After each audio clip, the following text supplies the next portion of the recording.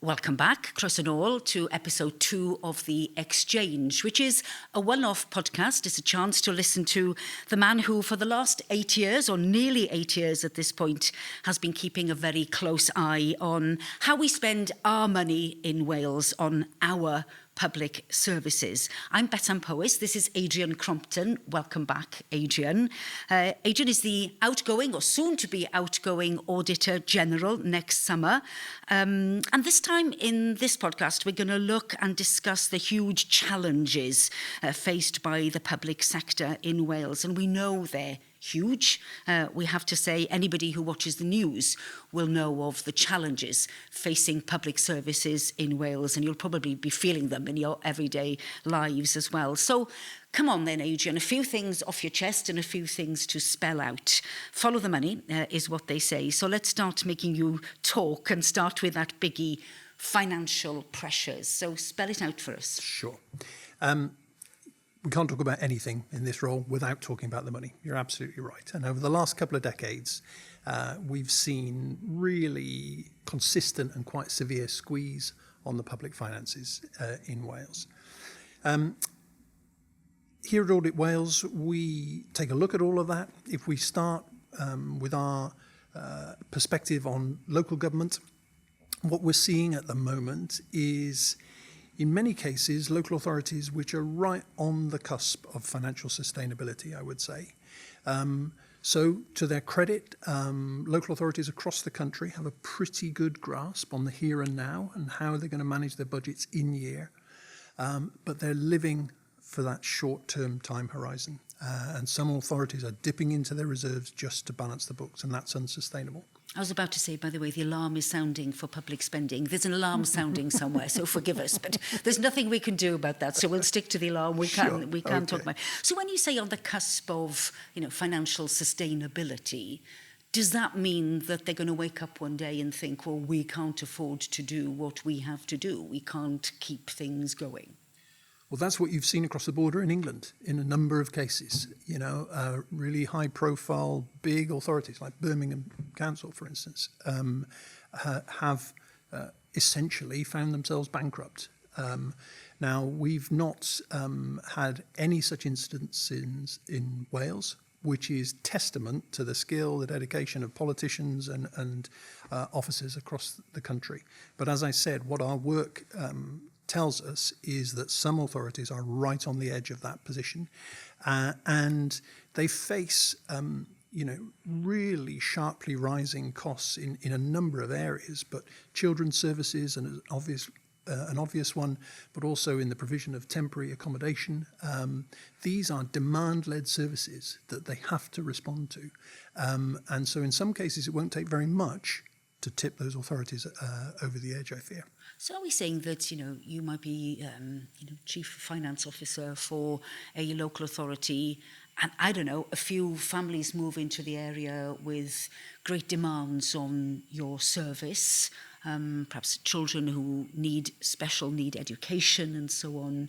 I mean, are we saying that that might be enough in some cases to cause real issue for authorities who handle millions and millions of pounds? Are we at that point? We are at that point in a small number of cases, not for the sector as a whole, but in a small number of cases, I believe, yes, we are. Across the whole of the sector, I would say, the whole of the sector does need to really get a stronger grip on its medium and longer term financial position. So some are in a healthier position than others, but all need to really tighten their grip on that longer term perspective. But you're absolutely right. Local government is often under a statutory duty to deliver services, and those services, if they're demand led, can cause an issue financially if authorities are right at the edge. And of course, the other challenge is that we keep telling these people that they'll be in the news and there'll be terrible headlines about them if they make a mistake in the here and now, if they can't keep their schools open. Huge problems in the NHS that are on the news every day. We're also telling them, yes, you must start thinking about the long-term future and putting things right. So you can see that it's a pretty difficult bind, isn't it, for those in charge? Absolutely. Leadership roles in public service are phenomenally difficult jobs. I recognise that all the time in my work, and it's really important to recognise that, I think, because it's all too easy for people like me and others to call out and criticise when things are going wrong. But these are really difficult roles, as you say, under a lot of pressure, and it's testament to my colleagues in the public sector that they do such a phenomenal job most of the time. We've spoken about local government. The NHS absorbs the biggest chunk of funding for us in Wales. At the start of devolution, about a third of all the money that was devolved to Wales was going to the NHS. Today we're up above 50%. That's a huge fundamental change in the shape of public finance. A decade ago, the Senate legislated to say our health bodies in the NHS must break even financially over a 3-year period. And they also have to have forward-looking medium-term financial plans that they're going to agree with the government. So that's the law. What our work at Audit Wales demonstrates is that most health bodies are simply not meeting that break-even duty. So as an Auditor General, I've qualified their accounts. That's a serious statement. You've got the red pen out. Exactly. But that is in spite of record levels of investment in the NHS, and to the NHS's credit, record levels of identified savings as well. But the money is simply insufficient to keep up with ever-rising demand for services. So again, that model for me is simply unsustainable. Something more fundamental needs to change because we can't simply keep shifting an ever-growing proportion into the NHS, especially when it's unable to keep up with rising demand. So are you telling them that they have to bring it down? It can't be over 50%. We all know, that it's such a key part of the Welsh budget. Everyone else, I guess, has to take considerably less because of that increased spending, which you say has gone up so much during devolution. And yet I imagine that many of those listening, some of those watching will be saying, yeah, but NHS we can see it's really struggling. It is, the money pit is just enormous. Do they have to redress that balance in the budget? Yeah, look, I don't underestimate how difficult this is going to be. And it's not for me, thankfully, to make those really tough political choices about where the funding goes. However, it is my job to call out what I see. And as I've described, I see a pretty fundamental change in the shape of public financing and examples on the ground that tell me that situation is unsustainable. I mentioned the forward-looking financial plans that the NHS bodies are expected to have. By and large, our health boards don't have those in place. So I don't see, light at the end of the tunnel in that way. That's a bit scary, isn't it? Well, it's daunting, absolutely. This is a huge, huge sum of money, fabulous people delivering brilliant service. But I'm afraid it's my job to step back and take a slightly colder look at the numbers, and that's what I see. Okay, and well, let me remind you, solutions are to come. So we're not going to duck that one. But for now, we're talking about the problems. Can I just raise one thing, though, which is, before we go on to trust and confidence? Well, I suppose it's the start of trust and confidence, which is another huge challenge facing public services. That has been undermined, and is one of the reasons it's been undermined that people have heard, say from the United States, other parts of the world, come on, new administrations coming in, slashing spending on, the public sector. It needs to be done. It has to be done. Why can't that happen in Wales? The next administration, whoever they are next May, they need to come in and slash public spending and sort it out. When you hear that sort of thing from far away, do you hear echoes of it here now? And can millions and billions be saved? That narrative about efficiency in government spending has always been around. It's meat and drink to us at the Audit Office. We're all about trying to encourage and identify value for money. It feels to me, at the moment, it has a slightly different flavour, undeniably. I guess what I would say from my seat is, number one, it is not as easy as people think. Through my work, I see examples of waste, of fraud, of error in the system, which have to be taken out of the system, undeniably. And there are not insignificant sums that can be delivered in that way. In the scheme of that £28 billion of public spending, though, those things, generally speaking, are at the margin. And stopping one programme here or one initiative there is the right thing to question politically, undeniably. But in terms of the big picture of public finances, some more fundamental transformation is required, I would suggest, in the whole model of delivery.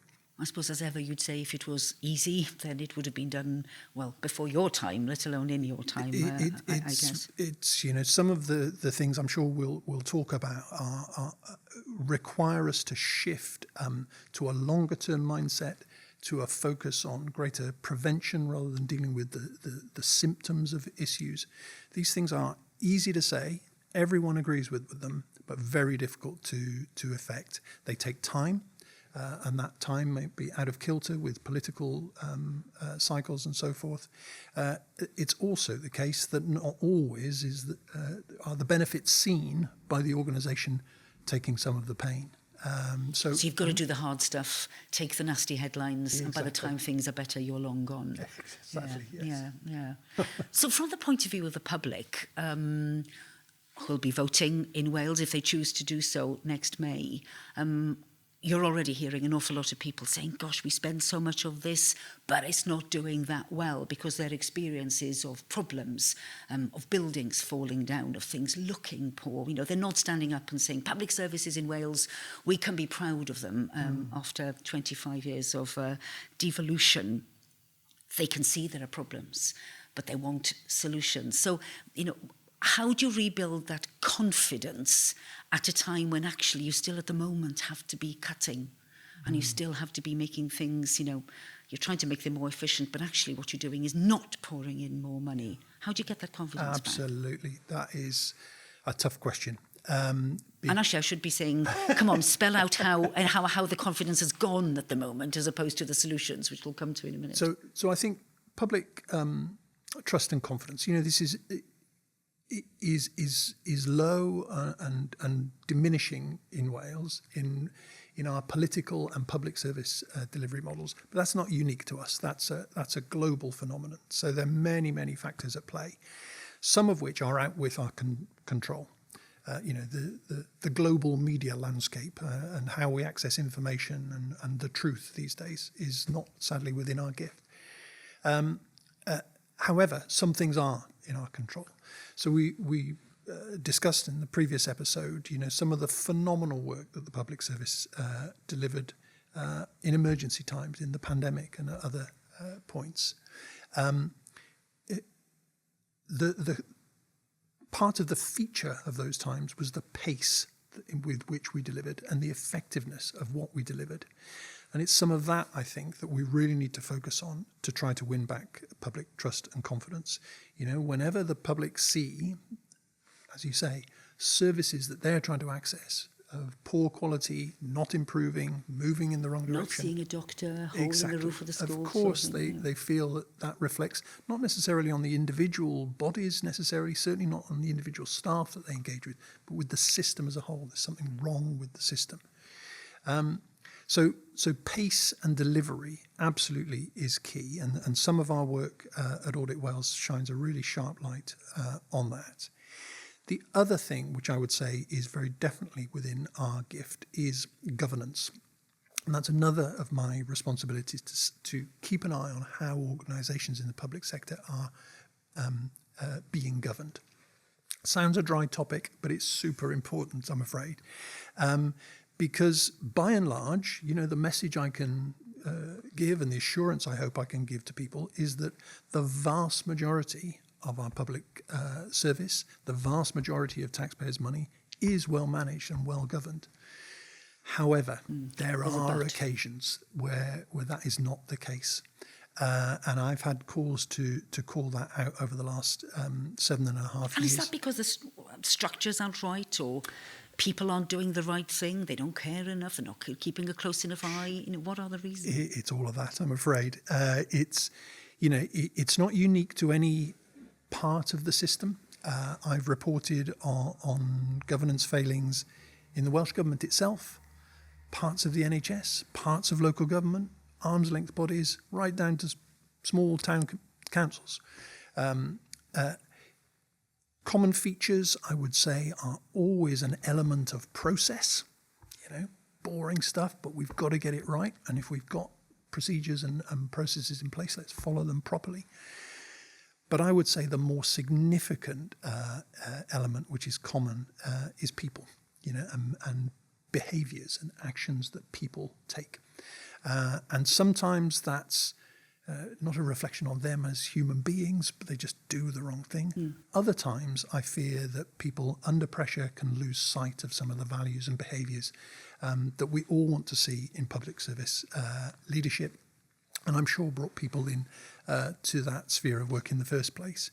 And I'm sure they appreciate that you're choosing your words very carefully there.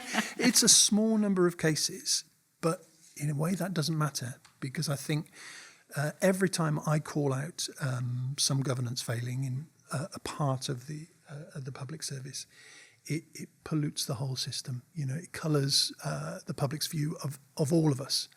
So I'm very conscious when I speak about this subject that I can come across as a bit holier than thou. This is a difficult word to operate in, difficult roles. People are under a lot of pressure. But it matters to me so much because, as I say, just a single example affects public perceptions of the whole system, and we've got to squeeze that out. I mean, I would say the same thing. It's easy to point a finger. But certainly it feels, and it felt like in the past couple of years in Wales, that there were lots of organisations, public organisations, where things were going wrong and they were being called out. And yet when people were having to leave or choosing to leave because things weren't going that well, they did seem to leave with some fat checks. And from a trust and confidence point of view, that doesn't help, does it? When people say, well, if they got it wrong, I'm not getting a fat check when I leave my job. Why are they? Absolutely. I couldn't agree more. Now, not everyone who leaves public service is doing so with a fat check, and not everyone who leaves with a fat check is doing so illegitimately. But a fat check is also shows how old I am using the word check. But there we are. But you know what I mean. But you're absolutely right. The cost of poor governance, the cost of relationship breakdown, especially when it's near the top of an organisation, comes with a financial cost that people see in the shape of settlement agreements and payments, legal fees, consultancy fees, and so forth. Those are not insignificant at all. More significantly, I would say, it's also a weakening of the leadership of an important organisation, and if there's distraction of an organisation away from its primary purpose, the costs of that are harder to quantify, but far more serious, I would suggest. I just had one other quote I wanted to, on this sort of subject. You brought out a report on cancer services in Wales. It's always a report in which there is great interest. It affects so many people. And I just checked back on the headline, because I remember it hitting me at the time. The headline, it was a BBC headline at the time, "Bosses meant to improve NHS are making it worse." And it just struck me, it is kind of what you said, but you haven't certainly said it in those sorts of words, and that it must be getting harder and harder. And another challenge for public service is getting those leaders in now who will do these roles. Yeah. Well, that headline, I'm sure, wasn't an Audit Wales headline. That's not the sort of language we use here. But you're absolutely right. It does. You do identify an important issue there. That why would people want to put themselves into those sort of positions? Because the potential flack that comes your way if you get things wrong is really serious. The crucial point that I was trying to make in that report on cancer services, well, it was a classic example really where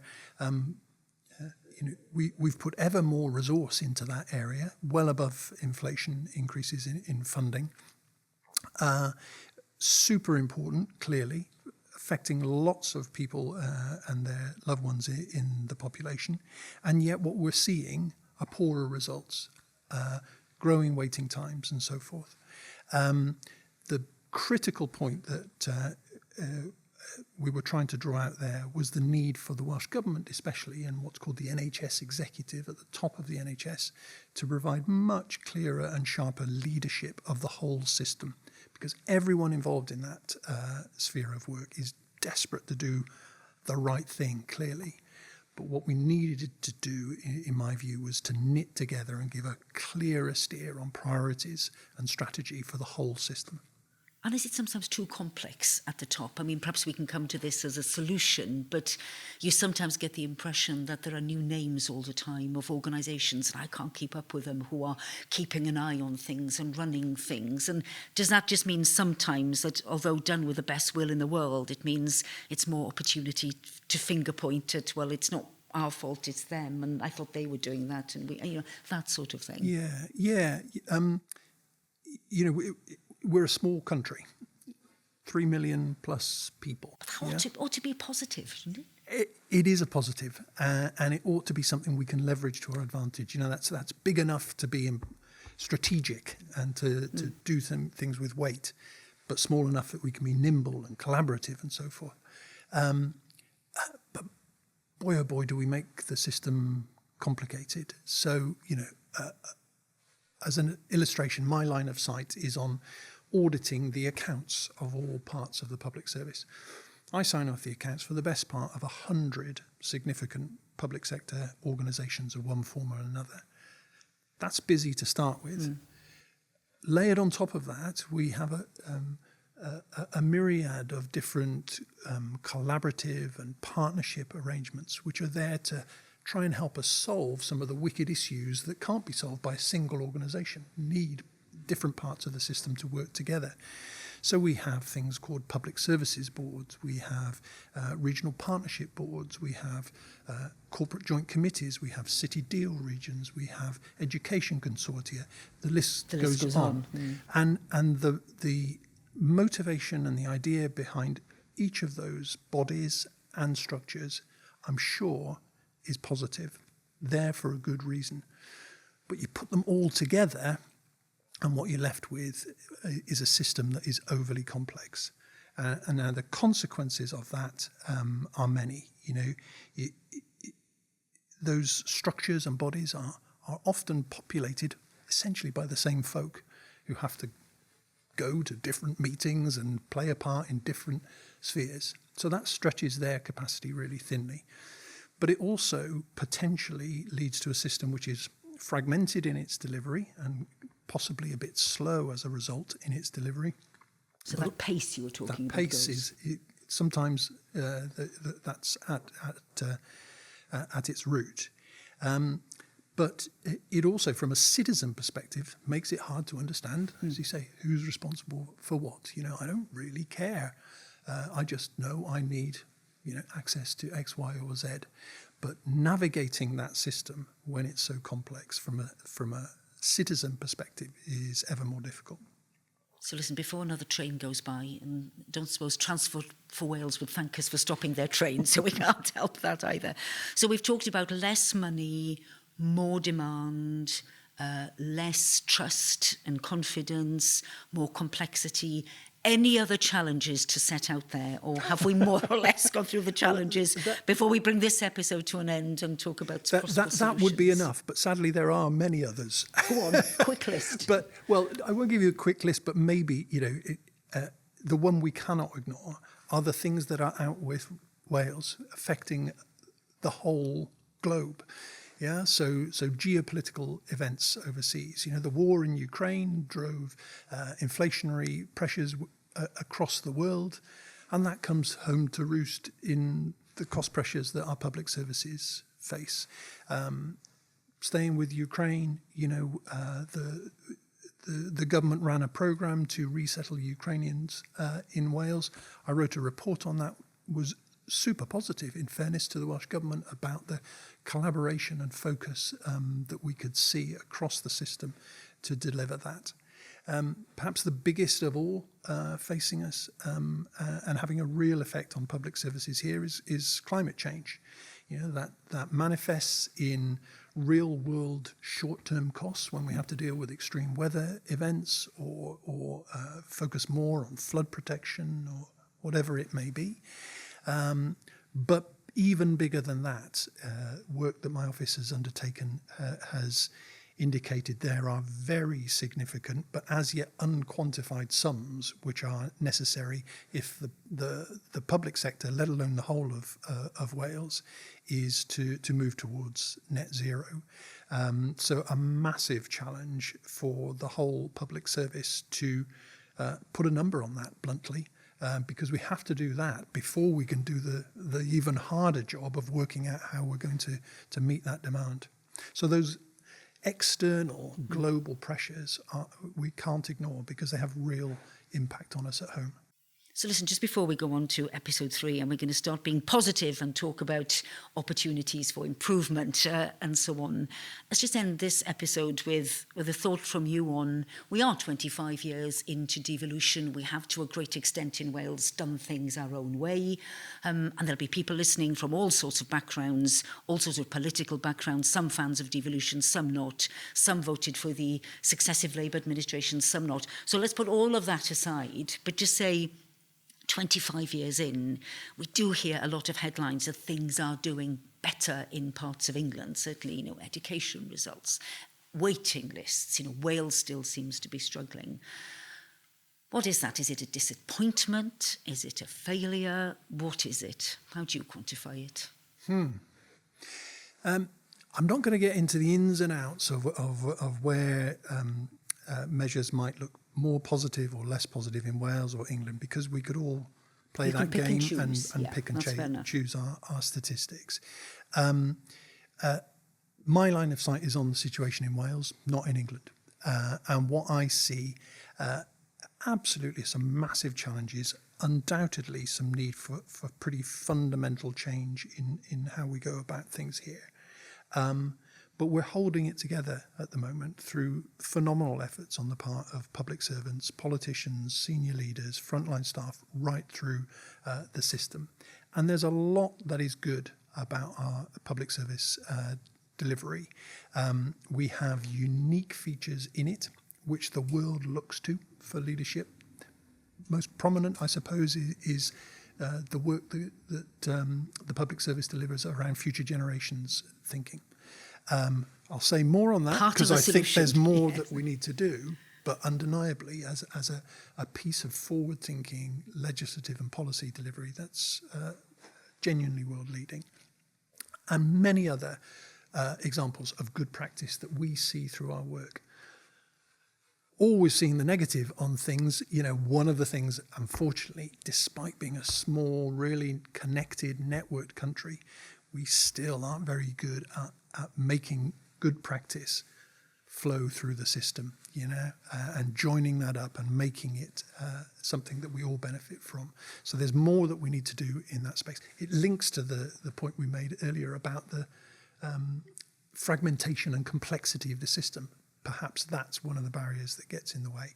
But there's lots to be really proud about in the Welsh system, undeniably, but we can definitely do better.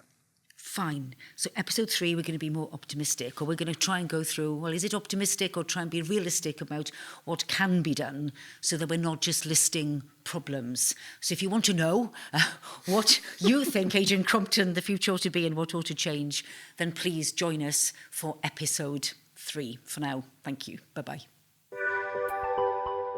Diolch am wrando ar y bennod hon o bodlediad y Gyfnewidfa. Peidiwch ag anghofio dan ysgrifio i'r sianel i sicrhau na fyddwch yn colli unrhyw benodau yn y dyfodol.